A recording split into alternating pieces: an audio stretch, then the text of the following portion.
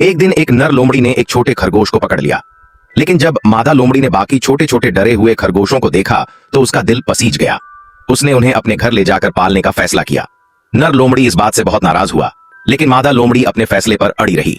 धीरे धीरे वह उन नन्हे खरगोशों को अपना बच्चा मानने लगी और हर दिन उनके साथ खेलती रही। लेकिन अब उन्हें खिलाना सबसे बड़ी चिंता बन गई थी।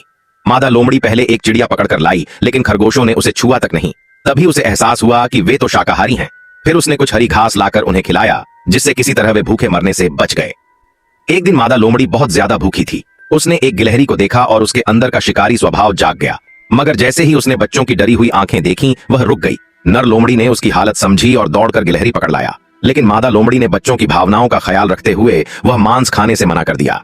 यह बात नर लोमड़ी को बिल्कुल पसंद नहीं आई। दोनों में पहली बार बहुत जोरदार झगड़ा हुआ और अंत में नर लोमड़ी गुस्से में घर छोड़कर चला गया। मादा लोमड़ी को दुख तो हुआ, लेकिन जब उसने बच्चों की मासूम शक्लें देखीं, तो उसे लगा कि यह त्याग भी जरूरी था। धीरे धीरे ठंडी सर्दियां आ गईं। मादा लोमड़ी सिर्फ घास खा रही थी, इसलिए बहुत कमजोर हो गई थी। एक रात उसे बहुत तेज भूख लगी और उसकी आंख खुल गई। उसने बच्चों की गर्दनें देखीं, उनके शरीर में बहती गर्म गर्म रक्त की नसें देखीं और उसके मन में फिर से शिकारी भावनाएं जागीं। लेकिन बच्चों के प्यारे चेहरे देख वह खुद को रोक पाई।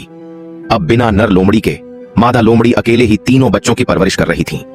एक रात वह बच्चों को साथ लेकर इंसानों के खेतों में खाने की तलाश में गई। बच्चे जब सब्जियां खा रहे थे, तभी एक शिकारी कुत्ता वहां आ गया।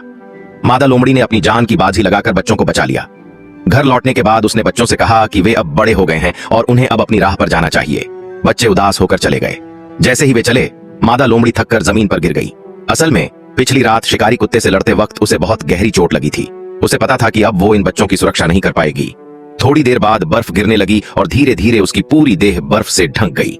आखिरकार उसकी मृतदेह एक शांत, सुंदर बर्फ की मूर्ति बन गई।